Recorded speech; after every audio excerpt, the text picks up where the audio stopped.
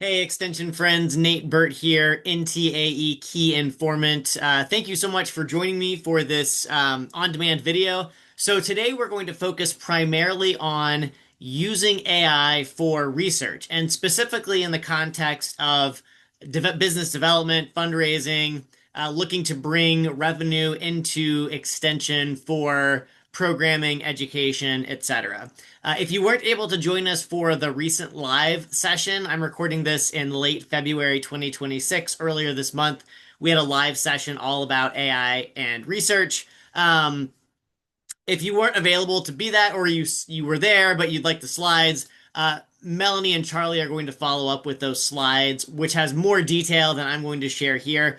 As I was going through feedback from that session, something that really jumped out was the fact that a lot of you really valued going through deep research specifically, which is a function inside of ChatGPT and Gemini. I've heard it's also part of Claude, Anthropic. So any of the major LLMs should have this capability that I'm going to show you today. And so really we're going to focus on two core areas. One is how do you write a deep research prompt? It's a little bit more in depth, or if you want a really good quality report, better research, then you're going to want a bit more involved prompt than you may be used to writing if you've ever played around with an AI tool before.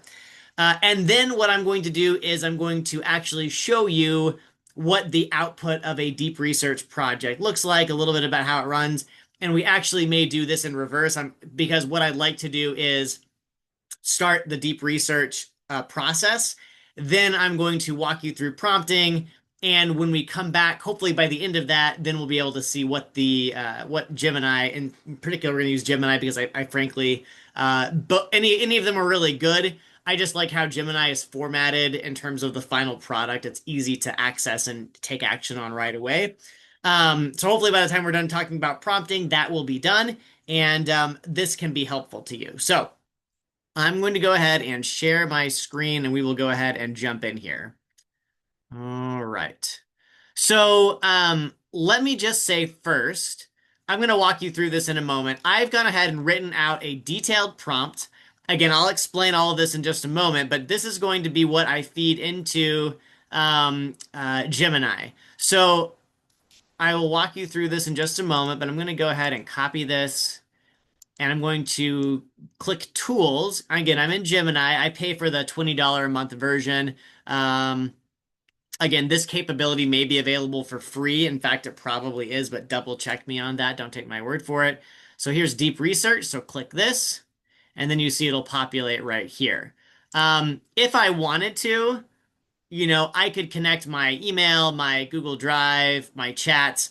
I don't today recommend that. I think there's too much risk involved in terms of disclosing proprietary details, data, etc. So I would just say use the default setting, which is Google search.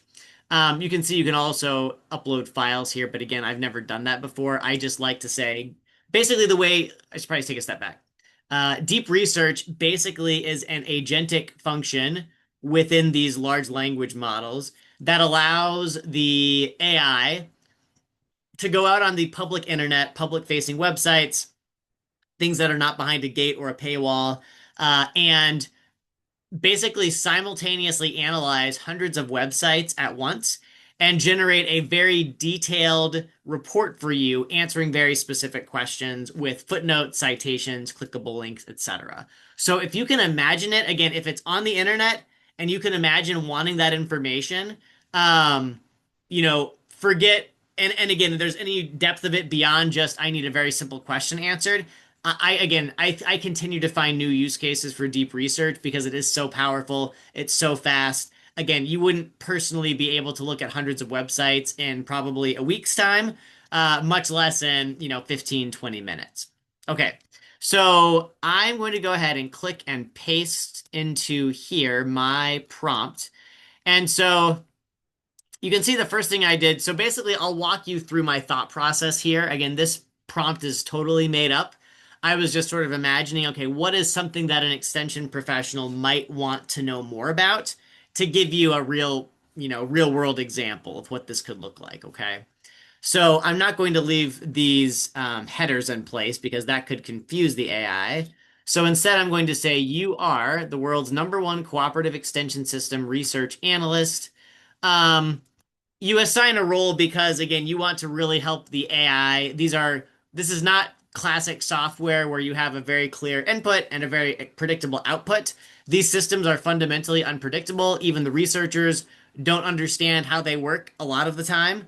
Um, there is a whole field of research emerging to try to understand sort of like if we were to look at how neurons are firing in our human brain, sort of doing something comparable with machines.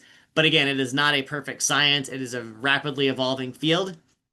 Um, and so consequently, these are some techniques that people have developed over time that seem to result in predictably good outputs, aka research reports, etc. So assign a role. You're a research analyst. Again, I'm doing a research report here. I want to get ideas for fundraising. I want to get off the starting block as an extension professional, etc. So once I've assigned a role, the next thing I want to do is sort of explain who am I, right? Like who am I the user? Why am I approaching you, the LLM, to help me? So in this case, I said I am an extension specialist seeking funding sources for nonprofits and academic institutions slash higher education. And again, I native based in Missouri, so I just use my state as an easy heuristic here.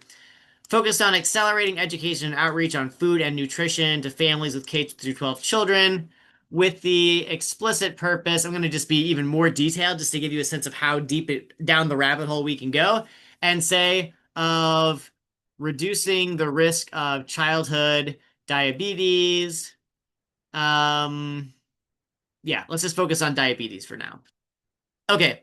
Um, Okay. So second, or third rather. So we've assigned a role to the AI. We've described what is my role as the user and what am I trying to accomplish with this. And then the next thing you need to do is just detail the activities and the output you are asking the AI to build. So in this case, I said, I'm just going to delete this header. I need your help. And again, I've built a fill in the blank version of this, so you don't have to worry about deleting. So like, I would still recommend deleting the headers and just keeping the blocks of text that are uniquely about your project. But again, super simple to do.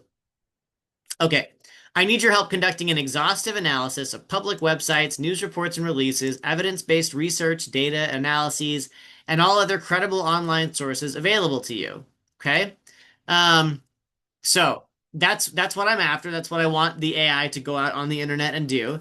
And then here I said describe the structure of the report. So it's really helpful before you ever hit submit on a prompt to really think with the end in mind, right? Like if you as an extension professional had a 20, 30, 40 page report in front of you, you really needed help with your fundraising efforts around childhood diabetes, education and outreach, family nutrition. What kinds of information would help you go out and raise money to do that, right? You'd probably want to know things like what trends are happening in the philanthropy space, like who's giving money for childhood nutrition and diabetes specifically. You would want to know what are national trends compared to what's happening in my state or the counties that I serve. You might want to know what are some other big picture trends in food, agriculture, public health that might buzzwords or issues that funders, whether it's the federal government, state government, private foundations, corporations, for example, I know from work with other clients that I have that food is medicine is really big, right? How do we help doctors prescribe healthy, nutritious food as a way to address, chronic health issues? And so, again, the idea is that you're giving it enough clarity and you're basically scaffolding for it. These are the kinds of details that would be most helpful to me. I want you to build a research report so that when it hits my desk, when the AI is done, it maybe doesn't have every single thing I need, but man, it's gonna save me dozens of hours that I would have done manual research or maybe paid someone or asked a graduate assistant or an intern or whatever to do. I have this ready to go at my disposal very quickly. Okay, so describe the structure. So in this case, I won't read all of this, but I basically said I want an executive summary. I want you to use 2 to 3 sentence opening paragraphs, bolded headers, and bullet points. I'm a big fan of the Axios Smart Brevity format, which is basically a way to take big complex stories and boil it down into bullet points, bolded headers, so it's easy for me to read. Again, you don't need any of this necessarily. I am a writer, a journalist, a fundraising consultant, and so if I were working with a client, these are the things I would advise them to include because again, it's okay to take some time on the front end playing around with this, seeing what works for you. And maybe you don't like, big narrative documents. Maybe you just want 10 tables that tell you the story or give you the clues that you need to go out and do business development. Um, so then I sort of go into the specific information. Now that I've talked about the structure, now that I want to talk about the information I want in the research report. So I said 10 key trends facing food and nutrition grantees. I want 10 corresponding factors shaping private philanthropy in general in the K to 12 food and nutrition space. And then I listed all different types of funders I could think of. I'm sure there are others, but these are the ones that came to mind. 10 pathways I could pursue to quickly raise at least $10,000 in my home state of Missouri. I'm going to add another criteria within 90 days because you never know, you might be on a deadline. And then I listed specific counties. Then I said I want a bulleted list of at least 5 funders beneath. So basically, give me 10 pathways I could pursue for funding. Give me 5 high potential funders I might reach out to, build a relationship with if I wanted to go down one of those pathways. And I not only want the name of the organization, but I want a link to their website. I want the name of their chief, the head of their organization. Ideally, I want their title, their verified email, and their phone number. Now, you're not always going to get that. These things do hallucinate, right? I'll say that up front, but they're getting much, much better at not. Like you will still find an occasional broken link, but I've been blown away at how much of this is good, solid, again, actionable information. And then for fun, I said at the end of the report, include an appendix of new extension initiatives around food and nutrition from around the country, um, and tell me about how they were funded.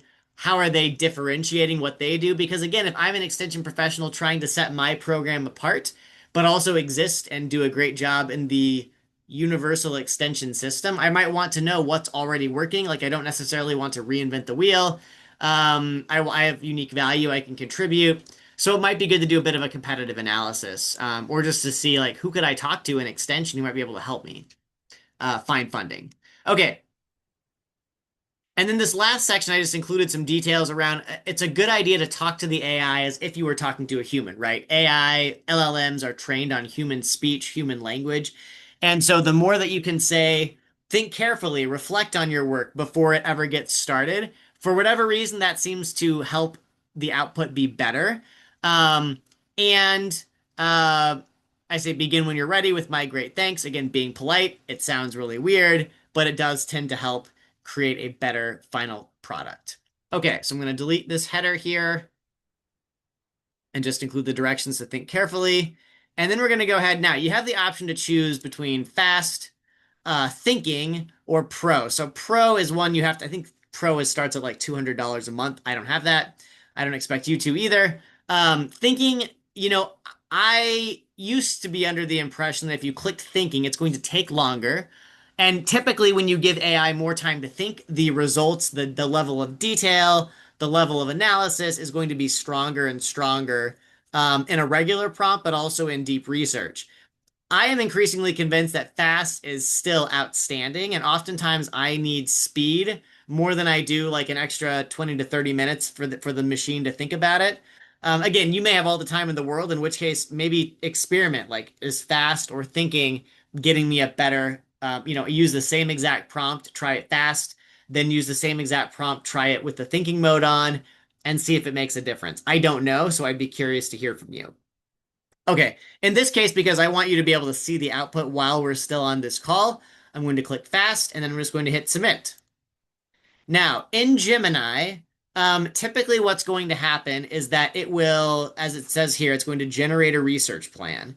And basically, it's going to sort of take everything you've shared, reimagine or reformat it so the AI or the LLM can actually execute the assignment, and then give you the chance to um, give feedback, edit it, or just say, this looks great, go ahead. I'm going to bump over to ChatGPT real quick. And ChatGPT, again, it's very similar. You just have to start a new chat. For some reason, I don't know if any of you use custom GPTs, basically tools that help you do very specific jobs that you've trained yourself. In a custom GPT, you can't seem to use deep research, which I don't understand. If you don't know what a custom GPT is, don't worry about it. I just wanted to share that caveat. So start a new chat. And then now where did deep research go? Here it is. So in Chat GPT, click the plus button, click deep research. You'll see that's triggered here. Again, you can select, you can connect certain apps. I don't recommend that.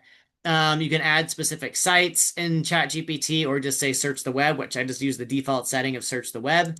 And then again, you would take that exact prompt that I shared, paste it in here, and click enter. And and if I recall correctly in ChatGPT, typically it will not give you a research plan first and wait for your permission to move ahead. It'll just do the research for you. Now, I was running this earlier today and I ran a different prompt on both platforms. And I thought the outputs from both were very strong. They were very different between Gemini and ChatGPT, but they had a lot of information that I could use. ChatGPT took a lot longer, I think in part because it searched something like 340 websites. Gemini might have been fewer. And again, the formatting for ChatGPT, you can get like a Word document to download. You can get, text to copy and paste. It's kind of a pain to format it properly. So again, if you're not worried about formatting and you'll take whatever you can get and you have a ChatGPT account through your institution or it's something you're playing around with, I think you'll get great results in either platform. I just prefer Gemini because the user experience is superior in my opinion, and the quality of the information to me has been really, really good.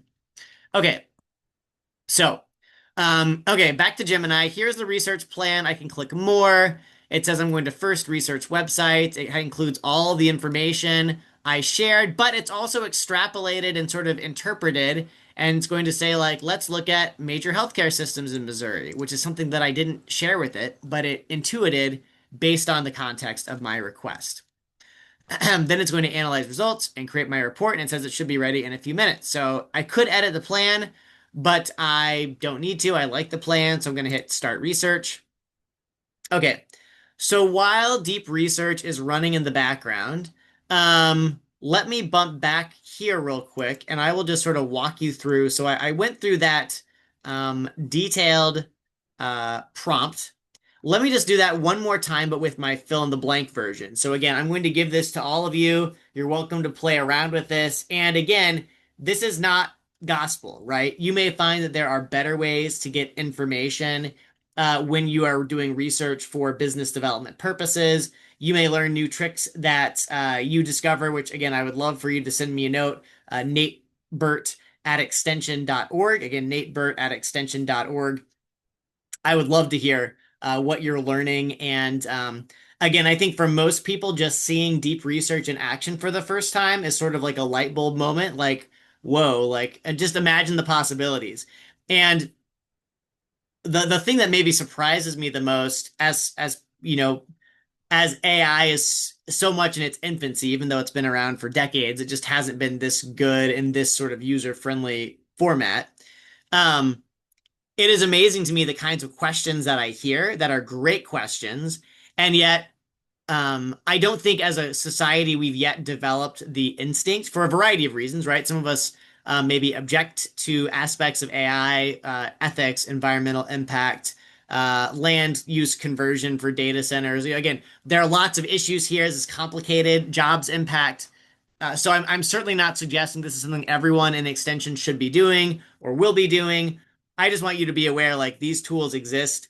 They are really good. If you are in a capacity where you are having to raise funds to do your work or to balance your budget or what have you, you have the power of a world-class researcher that in times past, people would have easily paid tens of thousands of dollars for this kind of research. Again, is it going out and interviewing actual human beings? No, at least not yet, right? Is it assembling panels and convening conferences? No, right? So there are some aspects of research that are still very much in the purview of human beings. But nonetheless, if you think about the internet as basically like the, universe, a kind of universal consciousness that you're able to tap into, yes, there's a lot of slop and bad information out there. But as I've shown you in this video, you can very much target, these are the kinds of websites I want. You could even specify, I only want you to look at .edu, .org. I only want information published in the last 3 years. I only want, science-based peer-reviewed studies from journals with an impact factor of at least, 5 or whatever. You can get as granular and specific as you want. And again, I would not suggest doing this and assuming that the report that you get is going to be like world class off the bat.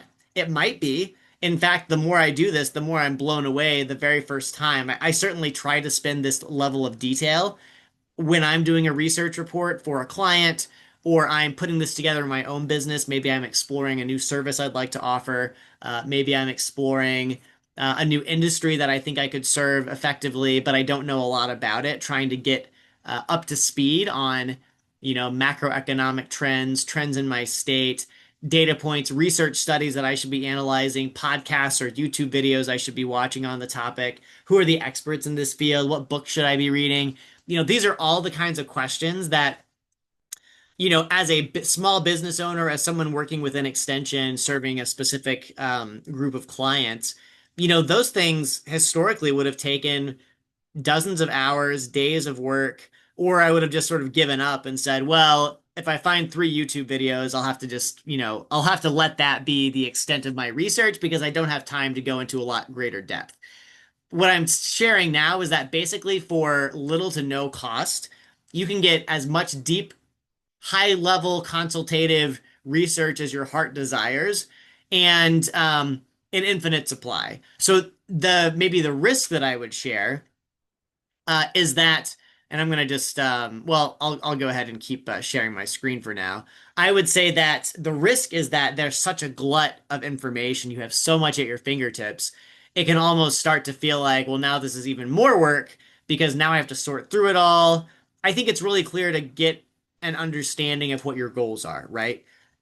For many of the people that I work with in extension or even out of it, it's like, okay, I need to develop a prospect list, right? I need to know names, organizations, funding history, what is their median award size.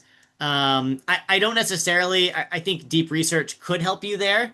I also think that there are some great ways just to use your average ChatGPT or Gemini to ask it to build you a table and still do the research, but maybe make it less complex. And if that's something you're interested in doing, like help me build a prospect list, reach out to me and let me know. I'd be happy to help you with that.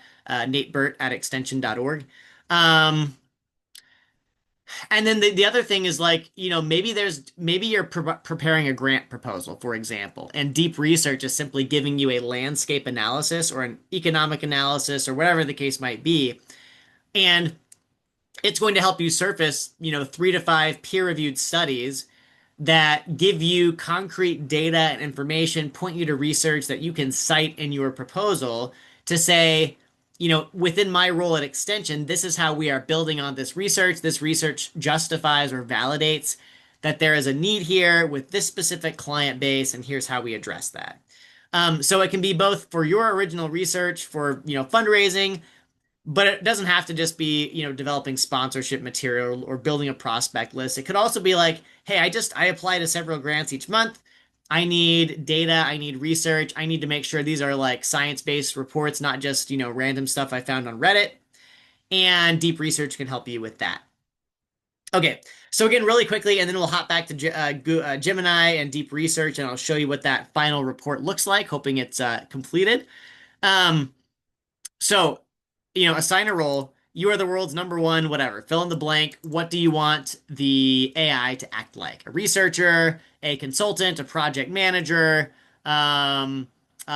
speaking coach, whatever the case might be.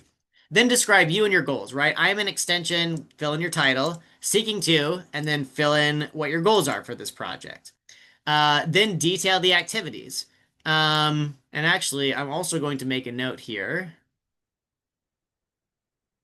that says delete the purple highlighted sections before copying, pasting your prompt into Gemini or ChatGPT deep research. Okay.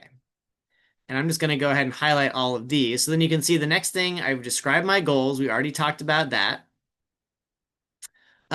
Detail the activities. I need your help conducting an exhaustive analysis, or it might be, I need your help coming up with talking points for whatever the case might. Again, talking, that's not really a deep research project. I said like exhaustive analysis. To me, that would be like the kind of research I'm looking for.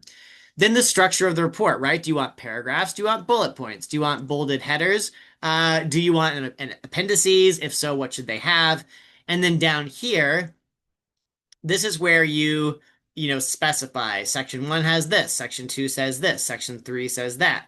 I need clickable links. I need phone numbers. I need email addresses. I need websites. And again, I would say that like use your discretion. Um, there are some great relatively free or low cost resources out there for getting verified emails and phone numbers.